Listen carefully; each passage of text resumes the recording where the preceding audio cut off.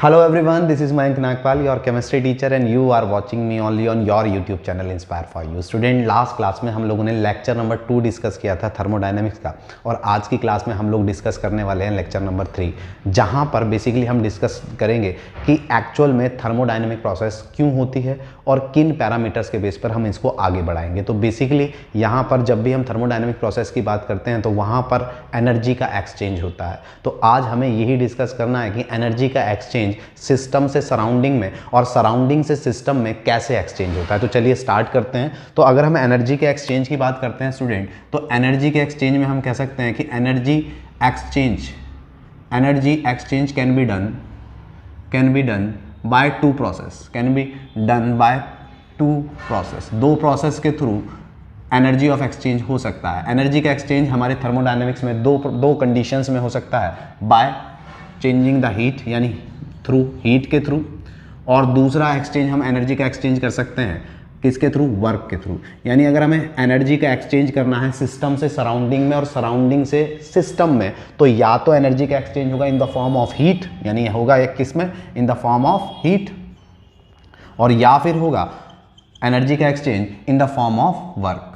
यानी हम या तो in the form of work कर सकते हैं, यानी एनर्जी को वर्क की फॉर्म में ट्रांसफ़र कर सकते हैं, या फिर हम एनर्जी को हीट की फॉर्म में ट्रांसफ़र कर सकते हैं। तो आज बेसिकली हमें हीट और वर्क को ही डिस्कस करना है। तो हीट और वर्क को डिस्कस करने से पहले मैं ये दोनों ही जो पैरामीटर्स हैं इनके बारे में अगर हम डिस्कस करें, तो हमने लास्ट क्लास में स्टेट वेरिएबल्स डिस्कस किए थे। स्टेट वेरिएबल्स जो इनिशियल और फाइनल स्टेट पर डिपेंड करते हैं उनको हमने स्टेट वेरिएबल्स कहा था। और आज की क्लास में जो ये हम डिस्कस करने वाले हैं एनर्जी के ट्रांसफॉर्मेशन के कंसेप्ट, हीट और वर्क, यानी हीट और वर्क बोथ आर क्या है, पाथ फंक्शन।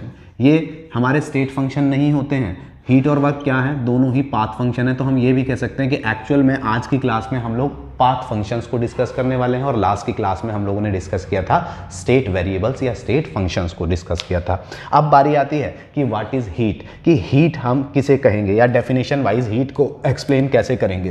तो डेफिनेशन वाइज अगर हम हीट को एक्सप्लेन करें तो हम कहते हैं it is the energy transformation from system to surrounding, it is the energy transformation from system to surrounding or surrounding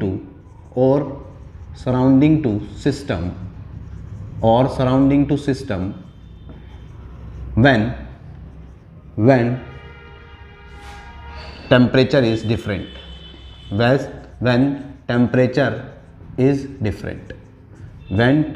is different। यानी हम कह रहे हैं कि एनर्जी का ट्रांसफॉर्मेशन सिस्टम से सराउंडिंग में एनर्जी का ट्रांसफॉर्मेशन या सराउंडिंग से सिस्टम में एनर्जी का ट्रांसफॉर्मेशन एक डिफरेंट टेम्परेचर पर, यानी अलग टेम्परेचर पर सिस्टम से, यानी टेम्परेचर चेंज करने पर एनर्जी सिस्टम से सराउंडिंग में या सराउंडिंग से सिस्टम में चेंज को हम क्या बोलते हैं, हीट बोलते हैं। तो हमने लिखा it is the energy transformation from system to surrounding और surrounding to system when temperature is different, जब टेम्परेचर चेंज हो। यानी टेम्परेचर चेंज करने पर अगर एनर्जी सिस्टम से सराउंडिंग में जा रही है या सराउंडिंग से सिस्टम में जा रही है, तो वो एनर्जी किस फॉर्म में रिप्लेस हो रही है, दैट इज कॉल्ड हीट। उसको क्या बोलते हैं बच्चों, हीट बोला जाता है। तो होप आपको हीट की डेफिनेशन क्लियर हुई होगी। जब हीट की डेफिनेशन क्लियर हो जाती है तो अब बारी आती है यहाँ पर कि जब हमने हीट डिस्कस कर लिया तो हीट की क्या क्या यूनिट होती है, हीट के क्या पैरामीटर्स होते हैं, क्या साइन होते हैं। तो आगे मैं अगर डिस्कस करूं तो हीट को बेसिकली हम लोग किससे डिफाइन करते हैं, तो heat is represented by Q. Heat को क्यू से रिप्रेजेंट किया जाता है। अगर हम बात करें कि यूनिट ऑफ हीट क्या होता है, तो यूनिट ऑफ हीट हम लोगों को पता है कि हीट की एसआई यूनिट जो होती है स्टूडेंट, वो एसआई यूनिट तो बच्चों होती है जूल। हीट की एसआई यूनिट क्या होती है, जूल होती है। जबकि हम हीट के लिए अगर कॉमन यूनिट की बात करें, हीट के लिए हम कॉमन यूनिट की बात करें तो कॉमन यूनिट हमारे पास क्या होती है, कॉमन यूनिट हमारी होती है यहाँ पर कैलोरीज। हीट की कॉमन यूनिट होती है कैलोरी। और जूल और कैलोरी में अगर हम रिलेशन देखते हैं तो हम लोगों को ये भी पता है कि 1 कैलोरी इज इक्वल टू होता है 4.182 जूल।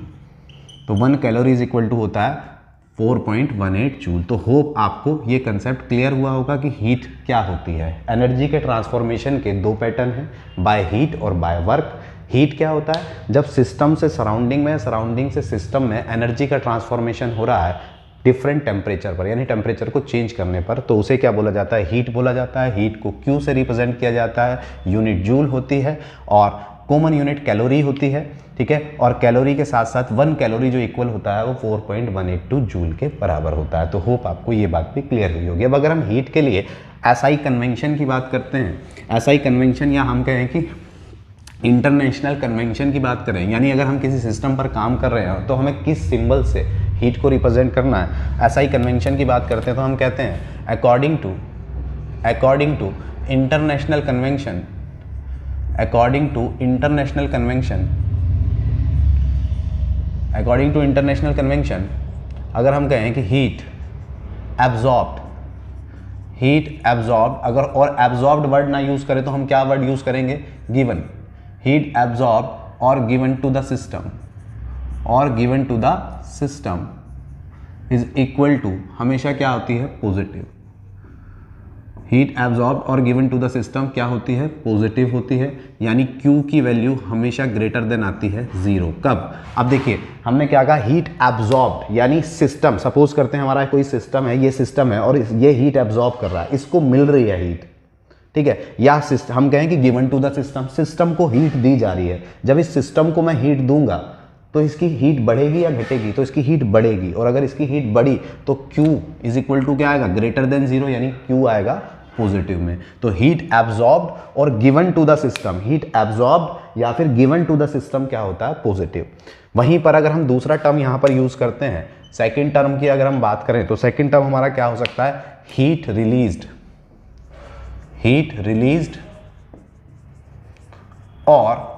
और given by the system, heat release और गिवन बाय द सिस्टम। यानी अब क्या हो रहा है? ये सपोज करो ये मार्कर हमारा सिस्टम है, तो इससे हीट रिलीज हो रही है कि कहाँ? सिस्टम से सराउंडिंग में।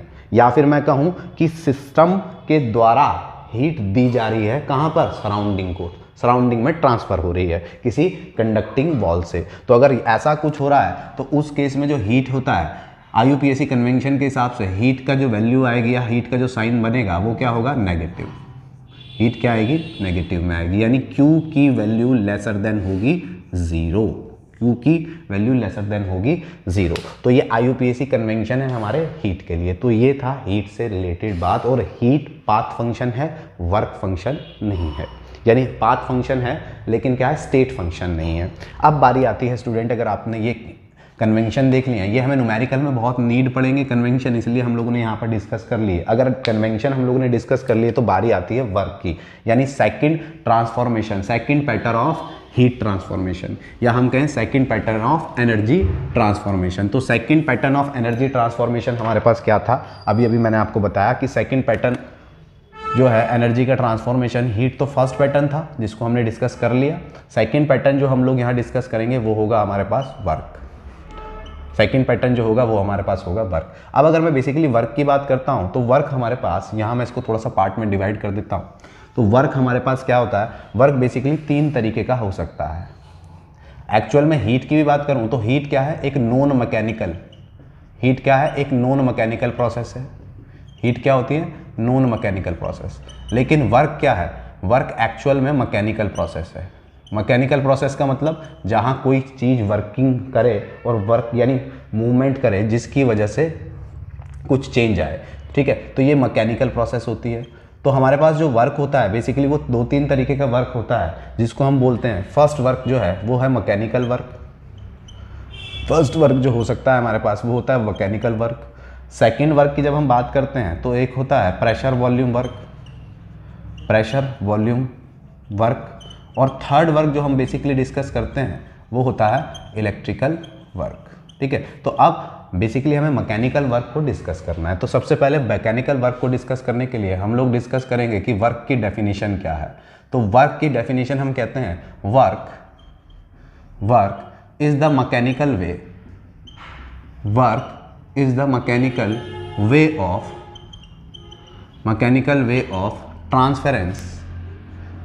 Way of transference of energy. Mechanical way of transference of energy, यानी वर्क जो होता है एक मैकेनिकल वे है कि एनर्जी का ट्रांसफॉर्मेशन करने के लिए। मैकेनिकल वे का मतलब कि जब कोई एपरेटस वर्क कर रहा है तो एपरेटस जब वो वर्किंग में है तो वो मूव कर रहा है, तो मूव करने से वो कुछ एनर्जी को कंज्यूम करेगा या रिलीज करेगा, और वो एनर्जी को कंज्यूम या रिलीज जो कर रहा है in the form of work कर रहा है। तो आपको पता है वर्क को डिनोट किससे करते हैं, तो वर्क को डिनोट तो हम लोग करते हैं W से। अब अभी तक जो हमने वर्क पढ़े हैं स्टूडेंट, वो कौन कौन से वर्क पढ़े हैं, तो हमने पढ़ा था आज तक वर्क इज इक्वल टू होता है फोर्स इंटू डिस्प्लेसमेंट। आज तक हमने क्या पढ़ा है, work is equal to force into displacement, पढ़ा है या नहीं पढ़ा है, तो work is equal to force into displacement. और एक फॉर्मूला हमने और पढ़ा है जहाँ वर्क कन्वर्ट होता है, तो pressure is equal to force upon area, जिसको अभी हम आगे यूज करेंगे इसलिए मैंने यहाँ पर लिख दिया pressure is equal to force upon area. दूसरा वर्क हमने क्या पढ़ा है, दूसरा वर्क हम लोगों ने इलेक्ट्रिकल वर्क की फॉर्म में पढ़ा है। इलेक्ट्रिकल वर्क की जब हम बात करते हैं स्टूडेंट, तो इलेक्ट्रिकल वर्क बेसिकली हमारे पास क्या होता है, charge into potential, charge into potential यानी Q इंटू वी। क्या था ये इलेक्ट्रिकल वर्क होता है। वहीं पर हमने एक तरीके का और वर्क पढ़ा है जिसे हम क्या बोलते हैं, ग्रेविटेशनल वर्क।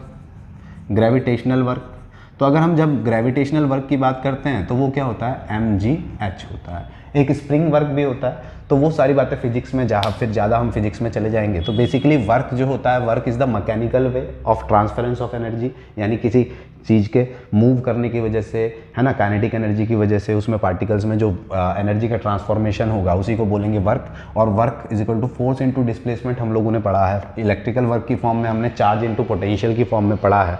ग्रेविटेशनल वर्क हम लोगों ने mgh की फॉर्म में पढ़ा है। अब हम बात करते हैं कि वर्क यहाँ इस चैप्टर के अंदर जो हम वर्क यूज़ करेंगे वो कैसे करेंगे। तो बेसिकली यहाँ पर जो वर्क हम बात करेंगे वो किस पर बात करेंगे, गैसियस पर, गैसियस सिस्टम पर बात करेंगे। तो गैसेस के पार्टिकल्स किस तरीके से वर्क करते हैं या किस तरीके से एनर्जी का ट्रांसफॉर्मेशन करते हैं, उस सेंस में हम यहाँ पर वर्क को पढ़ेंगे। तो यहाँ पर अगर मैं बात करूँ तो हमारे पास एक वर्क का फॉर्मूला होगा, वो क्या होगा, work W is equal to minus P external into del V।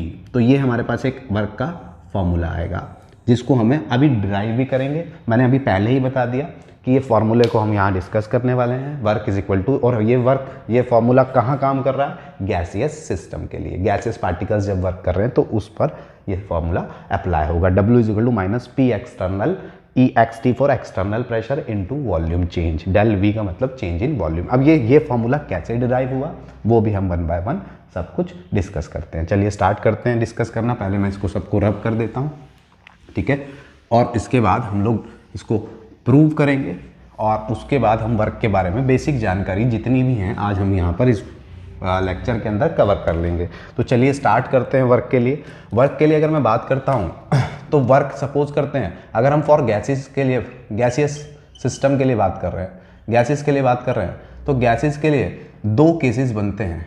Work के लिए, वर्क के केस में दो केसेस बनते हैं गैसेस में। एक केस बनेगा हमारे पास कौन सा, एक्सपेंशन का, कि गैस जब एक्सपेंड कर रही हूँ। एक केस बनेगा हमारे पास एक्सपेंशन का, जब गैस एक्सपेंड कर रही हूँ। और दूसरा केस हमारे पास बनेगा कंप्रेशन का, जब गैस कंप्रेस्ड हो रही हूँ। यानी अगर हमारे पास एक कंटेनर है, हम कहते हैं कि हमारे पास कंटेनर है और इस कंटेनर में कोई आइडियल गैस या गैस भरी हुई है, और इस गैस में हमने यहाँ पर एक पिस्टन लगाया हुआ है, पिस्टन लगाया हुआ है। तो ये पिस्टन से बाहर की ओर से जो एक प्रेशर डेवलप हो रहा है उसको हम बोल रहे हैं P एक्सटर्नल, और अंदर जो गैसेस पार्टिकल्स प्रेशर लगा रहे होंगे वो क्या होगा, वो होगा प्रेशर ऑफ गैस, वो होगा प्रेशर ऑफ गैस, ठीक है। और इसमें दो केसेस बन सकते हैं कि हाँ, बाहर वाला प्रेशर जब बढ़ेगा, जब बाहर वाला प्रेशर बढ़ेगा यानी P external greater than P gas के पार्टिकल से हो जाएगा, यानी बाहर वाला प्रेशर अंदर वाले प्रेशर से ज़्यादा होगा, तो गैस क्या करेंगी, गैस कंप्रेस होंगी। कंप्रेस मीन्स ये पिस्टन नीचे की ओर आएगा और गैस कंप्रेस होगी। तब ये केस कौन सा बनेगा बच्चों, ये होगा कंप्रेशन का केस। वहीं पर अगर मैं कहूँ कि P प्रेशर ऑफ गैस, अंदर वाली गैस का प्रेशर बढ़ा, अंदर वाली गैस का प्रेशर बढ़ा, तो ये वाला प्रेशर ये बढ़ेगा कब, जब ये प्रेशर कम होगा। और अगर P गैस ग्रेटर देन हुआ P एक्सटर्नल, तो केस बनेगा एक्सपेंशन का, तो केस बनेगा एक्सपेंशन का। तो गैसियस केस में, गैसियस के केस में वर्क दो तरीके से एक्सप्लेन होगा, एक एक्सपेंशन के केस में और एक कॉन्ट्रैक्शन के केस में या फिर हम कहें कंप्रेशन के केस में। तो चलिए स्टार्ट करते हैं वर्क के लिए। ये दो बातें तो हमने कर ली। अब बात आती है कि एक्सपेंशन, और जब एक्सपेंशन के केस में और कंप्रेशन के केस में बात आती है तो हम कहते हैं जब कंप्रेशन होता है यानी दबता है। देखिए कंप्रेशन का मतलब है कि पी एक्सटर्नल ज़्यादा है, बाहर वाला प्रेशर ज़्यादा है, हम बढ़ा रहे हैं। जब हम, आप खुद इमेजिन कीजिए कि जब हम बाहर वाला प्रेशर बढ़ा रहे हैं, हम ऊपर से नीचे की ओर पिस्टन पर है ना प्रेशर बढ़ा रहे हैं, वर्क कर रहे हैं ऊपर से नीचे की ओर, तो ये वाला प्रेशर बढ़ेगा, ये वाला प्रेशर घटेगा। जब ये वाला प्रेशर बढ़ेगा और ये वाला प्रेशर घटेगा तो हम एक्चुअल में किस पर काम कर रहे हैं? सिस्टम पर काम कर रहे हैं। Work done on the system हो रहा है, यानी हम सिस्टम को क्या दे रहे हैं? एनर्जी दे रहे हैं। किसकी फॉर्म में? प्रेशर की फॉर्म में। भाई मैं अगर इसको धकेल रहा हूँ तो ये मेरा सिस्टम है जिसको मैं ऑब्जर्व कर रहा हूँ, ये इसमें तो चेंज है, जिसमें चेंज आता है उसी को ऑब्जर्व किया जाता है। तो ये मेरा सिस्टम है और मैं इसको धकेल रहा हूँ, तो मैं किस पर काम कर रहा हूँ? सिस्टम पे। Work done on the system. यानी जब कंप्रेशन का केस होता है तो उस समय, यानी जब P external pressure of gas से ज़्यादा होता है तो हम कहते हैं हम सिस्टम पर काम कर रहे हैं। सिस्टम पर काम करने का मतलब हम एनर्जी किसको दे रहे हैं? सिस्टम को। तो work done on the system हो रहा है, ऑन द सिस्टम। और जब भी work done on the system होगा, यानी जब सिस्टम को पर वर्क होगा, यानी सिस्टम को एनर्जी दी जाएगी वर्क की फॉर्म में, तो work done on the system यानी W हमेशा क्या आएगा? पॉजिटिव। ये क्या है? ये इंटरनेशनल कन्वेंशन के हिसाब से है, ठीक है। Work done on the system, system पर वर्क हो रहा है, सिस्टम पर वर्क हो रहा है, वर्क की फॉर्म में सिस्टम को एनर्जी दी जा रही है, तो सिस्टम की एनर्जी बढ़ेगी, और सिस्टम की एनर्जी बढ़ी तो W क्या होगा? उसका पॉजिटिव। तो work done on the system, ये हमें याद रखना है, न्यूमेरिकल में बहुत काम आएगा। Work done on the system positive होता है किस केस में? और ये work done on the system कब होगा? जब केस बनेगा कंप्रेशन का। अब एक्सपेंशन के केस में क्या होगा? तो एक्सपेंशन के केस में होगा work done by the system, work done by the system. यानी अब गैसेस ऊपर की ओर प्रेशर लगाएंगी। अगर एक्सपेंशन हुआ तो इसका मतलब गैसेस, ये इधर गैसेस पार्टिकल्स ऊपर की ओर, पिस्टन को ऊपर की ओर मूव करने का वर्क कर रही हैं। और अब काम किसकी वजह से हो रहा है? इस हमारे सिस्टम पर, सिस्टम के द्वारा काम हो रहा है, सिस्टम के द्वारा पिस्टन पर काम हो रहा है। तो सिस्टम, इस समय सिस्टम काम कर रहा है। अगर सिस्टम काम कर रहा है तो सीधी सी बात है सिस्टम की एनर्जी कम हो रही होगी। तो work done by the system, यानी work done by the system यानी W जो होता है वो हमेशा क्या होता है? Negative. Work done by the system negative होता है, ये आपको याद रखना है। और work done by the system इस केस में यहाँ पर एक्सपेंशन के केस में होगा और यहाँ पर कंप्रेशन के केस में वर्क डन पॉजिटिव आएगा। एक बात और स्टूडेंट कि थर्मोडायनेमिक्स फिजिक्स में भी है, और फिजिक्स में ये ही टर्म अगर हम बात करें तो रिवर्स जाते हैं। वो कैसे जाते हैं? वो अकॉर्डिंग टू फिजिकल प्रॉपर्टी है, और यहाँ जो हम डिस्कस कर रहे हैं ये अकॉर्डिंग टू केमिकल प्रॉपर्टी है। तो थोड़ा सा गैप रखना है आपको थर्मोडायनेमिक्स पढ़ते हुए फिजिक्स में और केमिस्ट्री में। तो कंप्रेशन के केस में work done on the system होता है, और जब भी work done on the system होगा वो पॉजिटिव होगा, और जब work done by the system होगा वो क्या होगा? नेगेटिव होगा। अब बात करते हैं इसके डेरिवेशन की कि किस तरीके से ड्राइव किया जाता है। तो चलिए, वर्क हमने पढ़ा है, वर्क इज इक्वल टू होता है फोर्स इनटू डिस्प्लेसमेंट। हमने पढ़ा है work is equal to force into displacement. अब फोर्स इनटू डिस्प्लेसमेंट अगर वर्क होता है तो मैंने अभी बताया था कि pressure is equal to force upon area भी होता है, तो फोर्स इज इक्वल टू क्या हो जाएगा? प्रेशर इनटू एरिया भी हो सकता है। तो ये डाटा मैं यहाँ पुट कर सकता हूँ। तो W इज इक्वल टू हो जाएगा मेरे पास प्रेशर इनटू एरिया, और बचा क्या? Into displacement. जिस डिस्प्लेसमेंट को क्या बोल रहा हूँ मैं? एक्स बोल रहा हूँ। फॉर एग्जांपल, जैसे मेरे पास एक गैसियस कंटेनर है और इस गैसियस कंटेनर में यहाँ तक गैस भरी हुई थी और आगे पिस्टन लगा हुआ था। पी एक्सटर्नल, बाहर जो भी प्रेशर लग रहा हुआ पी एक्सटर्नल है, अंदर का जो गैसियस पार्टिकल प्रेशर डाल रहे होंगे वो पी एक्सटर्नल, पी गैस का प्रेशर है जो इंटरनल प्रेशर है। हम कह रहे हैं, हम केस अभी क्या पढ़ रहे हैं? अगर सपोज करते हैं एक्सपेंशन हो रहा है, यानी ये जो हमारा पिस्टन है ये मूव करके ऊपर चला गया। चलिए इसको और मूव करा देते हैं, यानी वो यहाँ से यहाँ आ गया। तो अब आप देखिए, अगर पिस्टन यहाँ से यहाँ आ गया तो गैसेस, ये वाला गैसेस ये कब आएगा? जब अंदर का प्रेशर बढ़ेगा और बाहर का प्रेशर घटेगा, तभी तो आएगा। और गैसेस, पिस्टन हमारा यहाँ मूव हो गया, और फिर एक पोजीशन ऐसी आएगी जब P external pressure of gas के बराबर हो जाएगा तो पिस्टन मूव करना बंद कर देगा, रुक जाएगा, इक्विलिब्रियम पर आ जाएगा। तो हमने पहले पिस्टन यहाँ था, अब पिस्टन यहाँ पहुँच गया, तो कितना बढ़ा, कितना वॉल्यूम बढ़ा, या मैं कहूँ कि कितना ऊपर गया, तो हम कहते हैं कितनी डिस्टेंस कवर करी उसने, L। तो एक्चुअल में डेल x क्या है, L है। तो W is equal to P into A into, मैं सिंपल बोल सकता हूँ कि ये क्या है, L, जो डिस्टेंस उसने कवर करी, डिस्प्लेसमेंट इतना डिस्प्लेस हुआ है। और अगर ये इतना डिस्प्लेस हुआ तो A4 क्या होता है, एरिया, और एरिया इंटू लेंथ क्या बन जाएगी, वॉल्यूम, यानी चेंज इन वॉल्यूम बन जाएगा, क्योंकि हमने यहाँ डेल एक्स, यानी ये क्या है, del x is equal to क्या था, L। तो डेल एक्स इंटू एल माना है, तो एरिया इंटू लेंथ होता है वॉल्यूम। तो हमारे पास, और ये जो प्रेशर लग रहा है ये कौन सा है, एक्सटर्नल प्रेशर। तो in short W is equal to हमारे पास हो जाएगा P एक्सटर्नल। अब देखो, अगर ये एक्सपेंशन का ही केस है, 2 मिनट देखते हैं, अगर ये एक्सपेंशन का ही केस है तो सीधी सी बात है, वॉल्यूम क्या होगा, यहाँ पर बढ़ेगा, वॉल्यूम चेंज यहाँ पर क्या हुआ है, बढ़ा, पहले वॉल्यूम इतना था, अब वॉल्यूम इतना हुआ। जब वॉल्यूम बढ़ा तो किसकी वजह से बढ़ा, गैसियस पार्टिकल्स, यानी work done by the system हुआ। और जब work done by the system हुआ तो work done by the system हमारा क्या आना है, नेगेटिव। अब work done by the system अगर हमारा नेगेटिव आना है तो हम क्या कहेंगे कि W is equal to pressure into area into length को हम वॉल्यूम बोल सकते हैं, तो P external into del V। और क्योंकि एक्सपेंशन का केस है, हम कह रहे हैं फॉर एक्सपेंशन, और हमने देखा कि अगर एक्सपेंशन हुआ होगा तो वर्क डन क्या होगा, नेगेटिव, क्योंकि सिस्टम के द्वारा काम हुआ होगा तो वर्क डन नेगेटिव। तो इस तरीके से एक्सपेंशन के केस में P external del V is equal to negative आता है। हालांकि हमें ये प्रूव करने की नीड नहीं है, हमारी केमिस्ट्री में प्रूव नहीं कराते हैं, फिर भी मैंने आपको बता दिया। और यही केस अगर कॉन्ट्रैक्शन के लिए बनता, फॉर कॉन्ट्रैक्शन, या हम कहें कि कंप्रेशन, तो कंप्रेशन में देखो, कंप्रेस का मतलब है कि ये जो पिस्टन है ये और नीचे आ जाएगा, और नीचे आ जाएगा, तो इसका मतलब क्या है कि वॉल्यूम इस बार क्या हुआ है, कम। जब वॉल्यूम कम हुआ है तो डेल V हमारा क्या होगा, नेगेटिव। और अगर डेल V नेगेटिव हुआ, वॉल्यूम कम कब हुआ, जब हमने सिस्टम पर काम किया। और जब सिस्टम पर काम किया तो हमें पता है work done on the system तो था, work done on the system positive आता है, ठीक है, कंप्रेशन के केस में। अब work done on the system positive आता है कंप्रेशन के केस में, तो क्या होगा, यहाँ W क्या होगा, पॉजिटिव आ जाएगा। अब W पॉजिटिव आने का मतलब है कि W is equal to P external into V होगा, तभी तो पॉजिटिव आएगा। तो इस तरीके से कंप्रेशन के केस में फॉर्मूला बनेगा W is equal to P external into del V, और एक्सपेंशन के केस में W is equal to minus P external into del V।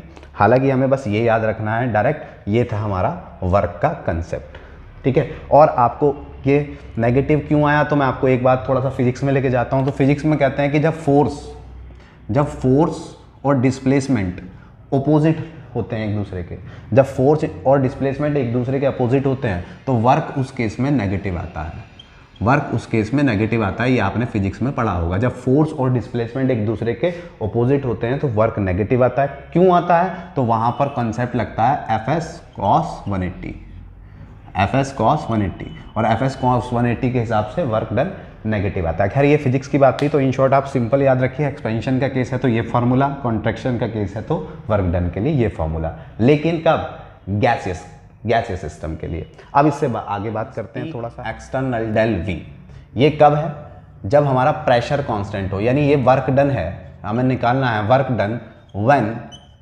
When pressure is constant, यानी प्रेशर कांस्टेंट होगा। क्योंकि देखो जहाँ भी हुआ होगा, जब भी ये हुआ बढ़ा घटा, उसके बाद क्या हुआ, पिस्टन एक जगह रुक गया, इसका मतलब प्रेशर कांस्टेंट हो गया। तो ये केस कब लगना है, work done when pressure is constant. जब प्रेशर कांस्टेंट हो तो वर्क डन के लिए हम ये वाला फार्मूला लगाएंगे।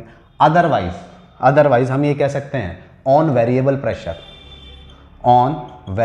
प्रेशर, अगर प्रेशर हमारा वेरिएबल है यानी चेंज हो रहा है, 2 केसेस दिए हैं कि पहला प्रेशर ये था, बाद में इतना था, आगे पीछे चेंज हो रहा है, तो फिर हम W is equal to minus, ठीक है, इंटीग्रेशन लिमिट V1 से V2 और P एक्सटर्नल dV, ये तो ये क्या है, ये हर केस में, यानी एक्चुअल जो वर्क डन का फॉर्मूला है वो ये है जो हर केस में लगेगा, ठीक है। अदरवाइज अगर गैसियस में के केस में और प्रेशर कांस्टेंट है तो वर्क डन ये होगा, अदरवाइज वेरिएबल प्रेशर के केस में वर्क डन ये होगा। डायरेक्ट डिराइव फार्मूला है, हमें ड्राइव करने की नीड नहीं है। अब होप आपको ये अगर बात क्लियर हो गई है, तो अब हम थोड़ा सा आइसोथर्मल प्रोसेस के हिसाब से वर्क डन कैसे होता है रिवर्सिबल और इरिवर्सिबल प्रोसेस में, वो हम लोग डिस्कस करेंगे। इसको आप देख लीजिए, फिर आगे बढ़ते हैं। देख लीजिए आप इसको, चीज़ें देख ली होंगी। एक्सपेंशन का केस, कॉन्ट्रैक्शन का केस भी हम लोगों ने देख लिया है। अब हम आगे बात करेंगे थोड़ी सी थर्मोडायनेमिक डिफरेंट प्रोसेस की, वर्क डन इन थर्मोडायनेमिक प्रोसेस। अलग अलग थर्मोडायनेमिक प्रोसेस में वर्क डन किस तरीके से फॉलो होगा वो अब हमें वन बाय वन डिस्कस करना है। तो चलिए स्टार्ट करते हैं। एक्चुअल में यहाँ वर्क डन के लिए हम डिफरेंट फार्मूलाज देखेंगे। हमें डेरिवेशन की नीड नहीं है, इसलिए मैं डायरेक्ट फार्मूलाज अप्लाई करने बता रहा हूँ कि फार्मूलाज क्या क्या होते हैं, कंडीशन के हिसाब से फार्मूला। तो हम लोग यहाँ पर जो डिस्कस करने वाले हैं अब क्या है, work done in different thermodynamic processes, work done in different thermodynamic process. अब डिफरेंट थर्मोडायनेमिक प्रोसेस में पहली थर्मोडायनेमिक प्रोसेस है आइसोकोरिक प्रोसेस, जो कि आइसोकोरिक प्रोसेस क्या होती है हम अपने पिछले लेक्चर्स में भी डिस्कस कर चुके हैं कि जहाँ पर एक ऐसी प्रोसेस जहाँ पर वॉल्यूम क्या होता है, कांस्टेंट। अगर वॉल्यूम कांस्टेंट है, कांस्टेंट वॉल्यूम है, यानी डेल वी की वैल्यू 0 है, तो क्या होगा, वर्क डन। अगर डेल वी की वैल्यू 0 है और आइसोकोरिक प्रोसेस के लिए वर्क डन काउंट कर रहे हैं, तो हमें बताया वर्क डन के लिए फॉर्मूला होता है हमारे पास P external into del V, अभी देखा था, ठीक है। अगर प्रेशर कांस्टेंट है तो डब्ल्यू के लिए फॉर्मूला लगाएंगे, और प्रेशर कांस्टेंट नहीं है तो इंटीग्रेशन वाला फॉर्मूला लगाएंगे। तो डेल वी की वैल्यू कितनी है यहाँ पर आइसोकोरिक प्रोसेस के लिए 0, तो वर्क डन क्या हो जाएगा, 0। ये थी हमारी आइसोकोरिक प्रोसेस के लिए, वर्क डन क्या होगा, 0 होगा। अब दूसरा आता है आइसोकोरिक के बाद आइसोबारिक प्रोसेस। आइसोबारिक में हमने अपने प्रीवियस वीडियोज़ में देख रखा है कि आइसोबारिक प्रोसेस वो होती है जहाँ कांस्टेंट क्या होता है, प्रेशर, और अगर कांस्टेंट प्रेशर हुआ तो del P is equal to 0। और कांस्टेंट प्रेशर के लिए तो अभी हमने देखा था कि जब कांस्टेंट प्रेशर हो तो हमें कौन सा फार्मूला वर्क डन के लिए यूज़ करना है, पी एक्सटर्नल डेल वी। तो कांस्टेंट प्रेशर के लिए तो यही है, इसमें तो कोई प्रॉब्लम है ही नहीं।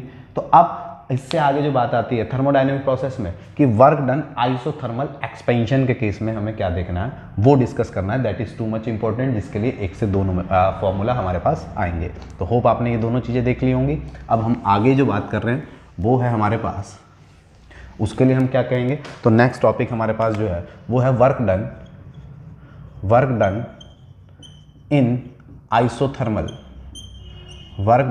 Isothermal expansion. यानी जब आइसोथर्मल प्रोसेस के अंदर एक्सपेंशन होगा तो वर्क डन कैसे काउंट करेंगे। तो जब आइसोथर्मल एक्सपेंशन होगा और वर्क डन की बात होगी तो ये वर्क डन यहाँ पर दो तरीके से होगा, एक रिवर्सिबल आइसोथर्मल एक्सपेंशन, यानी work done in reversible isothermal expansion. और दूसरा होगा हमारे पास work done in case of irreversible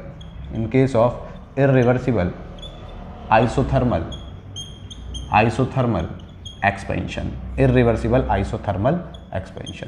अब ये बात समझनी है हमें, यानी आइसोथर्मल प्रोसेस के लिए जब गैसेस एक्सपेंड होंगी तो वहाँ पर जो वर्क डन होगा वो दो तरीके से काउंट होगा, कि जब आइसोथर्मल प्रोसेस के अंदर रिएक्शन रिवर्सिबल हो और जब इरिवर्सिबल हो। तो ये दो केसेस यहाँ पर बनेंगे और इनके लिए हम डायरेक्ट फार्मूला देख रहे हैं। हम डेरिवेशन नहीं करेंगे क्योंकि हमें केमिस्ट्री में नीड नहीं पड़ती है, ना हमारी केमिस्ट्री में पूछे जाते हैं, लेकिन आपकी फिजिक्स में जब आप थर्मोडायनेमिक्स पढ़ेंगे तो यही वाले डेरिवेशन वहाँ पर आपको प्रूव भी करने होंगे, तो वो आप वहाँ सीखेंगे। अभी हम डायरेक्ट फार्मूला देख रहे हैं, कंडीशंस देख रहे हैं।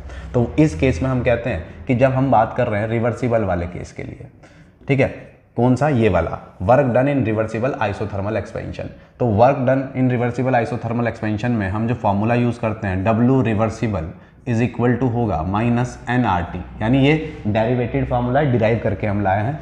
NRT हमें तो डायरेक्ट यूज़ करना है, इसलिए NRT log base E V2 minus V1। This is the final formula for work done isothermal process के लिए, रिवर्सिबल रिएक्शन के लिए वर्क डन के लिए फॉर्मूला हम क्या लगाएंगे, minus NRT log base E V2 minus V1।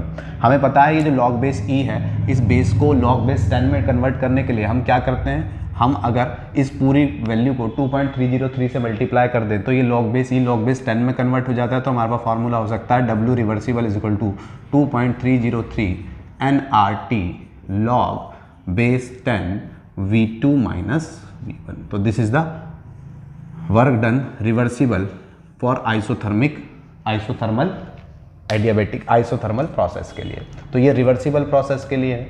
अब रिवर्सिबल प्रोसेस के लिए तो ये है, क्योंकि हमें एक कंडीशन पता है, हमने बॉयल्स लॉ पढ़ा है पिछले चैप्टर में, और हमने वहाँ पढ़ा था P1V1 is equal to P2V2 होता है। तो उस हिसाब से हम W रिवर्सिबल के लिए ये भी कह सकते हैं कि -2.303 nRT log base 10 P2 - P1। अगर कहीं पर ऐसा W रिवर्सिबल यानी रिवर्सिबल प्रोसेस के लिए वेरिएबल प्रेशर देता है, ठीक है, वेरिएबल प्रेशर देता है आइसोथर्मल प्रोसेस के लिए, रिवर्सिबल रिएक्शन में वर्क डन पूछता है और प्रेशर के टर्म में देता है, तो हम P2/P1 भी कर सकते हैं, क्योंकि हमें ये रिलेशन पता है। ठीक, इसके बाद बारी आती है कि अगर हम ये वाला केस देखें, इर्रिवर्सिबल आइसोथर्मल एक्सपेंशन का केस। अब अगर इर्रिवर्सिबल आइसोथर्मल एक्सपेंशन का केस हम यहाँ पर देखते हैं बच्चों, तो यहाँ पर हम कहेंगे कि इर्रिवर्सिबल के लिए केस में फिर दोबारा दो कंडीशंस तैयार हो जाएंगी हमारे पास, कि हम दो तरीके से इर्रिवर्सिबल को एक्सप्लेन कर सकते हैं। पहला पैटर्न जो होगा हमारा इर्रिवर्सिबल को एक्सप्लेन करने का, वो होगा इन वैक्यूम, कि अगर हमें वैक्यूम में कोई केमिकल प्रोसेस हो रही है, आइसोथर्मल प्रोसेस हो रही है, वैक्यूम में आइसोथर्मल एक्सपेंशन हो रहा है और वहाँ इर्रिवर्सिबल प्रोसेस के लिए वर्क डन पूछा है, तो हम कैसे निकालेंगे? तो इन वैक्यूम में, या फिर ये दूसरा वर्ड यूज़ हो सकता है फ्री एक्सपेंशन। तो बच्चों जब वैक्यूम है तो वहाँ तो प्रेशर क्या होगा, कोई प्रेशर काम ही नहीं कर रहा होगा, तो वहाँ पर इस केस में P एक्सटर्नल क्या होगा हमारे पास, 0। और अगर इस केस में P एक्सटर्नल 0 हुआ तो W is equal to -P external del V होता है, और P एक्सटर्नल की वैल्यू अगर 0 हुई तो W इज इक्वल टू क्या होने वाला है, 0। तो वैक्यूम में isothermal expansion for irreversible process के लिए जो वर्क डन आता है, work done for irreversible process के लिए क्या आएगा, 0। Work done for irreversible process के लिए यहाँ पर क्या आएगा, 0। लेकिन अगर हम कहते हैं दूसरा केस, हम यहाँ क्या बनाएंगे, when P external is very small, अगर P एक्सटर्नल वेरी स्मॉल हुआ तो work done is equal to -P external. आप चाहो तो डेल V कर लो, आप चाहो तो dV कर लो, वो आपकी इच्छा है। ठीक है, तो उस केस में हम P इर्रिवर्सिबल के लिए ये कंडीशन हो जाएगी। तो ये सारे फार्मूलेज हैं, ये रिवर्सिबल प्रोसेस के लिए है, ये इर्रिवर्सिबल प्रोसेस के लिए है, वर्क डन के लिए फार्मूला, डायरेक्ट फार्मूलाज हैं, डायरेक्ट हमें यूज़ करने हैं, हमें कोई डेरिवेशन नहीं चाहिए। ठीक है, तो इस तरीके से कवर हो जाते हैं। एक और बता देता हूँ, आपके एकेडमिक में पूछते नहीं हैं लेकिन फिर भी बता देता हूँ थोड़ा सा, क्या कि वर्क डन अगर वो कहता है work done for reversible adiabatic के लिए, अगर एडियाबैटिक प्रोसेस के लिए कहे, यानी मैं बात कर रहा हूँ यहाँ पे work done for reversible adiabatic process के लिए, अगर एडियाबैटिक प्रोसेस के लिए वो पूछता है वर्क डन बताइए, तो क्या होगा? तो उसके लिए समझिए कि work done for reversible adiabatic के लिए, मैं दो वर्ड क्यों लिख रहा हूँ, रिवर्सिबल एडियाबैटिक का मतलब रिवर्सिबल एडियाबैटिक के लिए वर्क डन, ताकि पहचान हो जाए। तो यहाँ पर हमारे पास फॉर्मूला होता है P2V2 - P1V1 अपॉन गामा -1। अब ये गामा क्या है यहाँ पे, तो ये जो गामा है, ठीक है, इसको गामा नहीं बोलते हैं, वैसे मैं आपको केवल समझाने के बोल रहा हूँ, वैसे आपके एनसीईआरटी में इसका जिक्र नहीं है, नीट जेईई में इसका जिक्र होता है, फिर भी मैं बता देता हूँ ये क्या है। This is the ratio of CP और CV। CP और CV के रेशियो को हम ये बोलते हैं। ठीक है, अब ये CP CV क्या है तो आगे आने वाले टॉपिक्स में हम कवर करेंगे। ठीक है, तो CP क्या है, CV क्या है, CP CV में रिलेशन क्या है, वो हम नेक्स्ट लेक्चर में डिस्कस करेंगे। तो फिलहाल W रिवर्सिबल ये हम कह सकते हैं, या फिर इसके लिए एक और फार्मूला होता है, ठीक है, वो मैं यहाँ लिख देता हूँ, nRT2 - T1 अपॉन गामा -1। तो ये फार्मूला भी W एडियाबैटिक रिवर्सिबल के लिए होता है। ठीक है, W एडियाबैटिक रिवर्सिबल के लिए हम ये फार्मूला भी यूज़ कर सकते हैं। इर्रिवर्सिबल के लिए भी होता है, वैसे तो एडियाबैटिक जो हम यूज़ करें तो अगर हम कर सकते हैं, तो इर्रिवर्सिबल के में तो क्या होगा, क्योंकि रिवर्सिबल रिएक्शन इर्रिवर्सिबल है, आगे पीछे कहीं नहीं जा रही है, कांस्टेंट हुई है, तो तब तो W इर्रिवर्सिबल एडियाबैटिक के लिए आप जो फार्मूला लगाओगे वो क्या होगा, P एक्सटर्नल डेल V, क्योंकि मैंने कहा जहाँ भी प्रेशर कांस्टेंट हुआ वहाँ ये वाला फार्मूला लग जाएगा। तो इस तरीके से वर्क डन के बहुत सारे फार्मूलाज हम लोगों ने देखे। हीट क्या है, वर्क क्या है, हमने वो डिस्कस किया, और हीट और वर्क एनर्जी का ट्रांसफॉर्मेशन करते हैं। एनर्जी का ट्रांसफॉर्मेशन या तो हीट की वजह से होता है या वर्क की वजह से होता है, ये हम लोगों ने डिस्कस किया, और दोनों ही पाथ फंक्शन है, स्टेट फंक्शन नहीं है।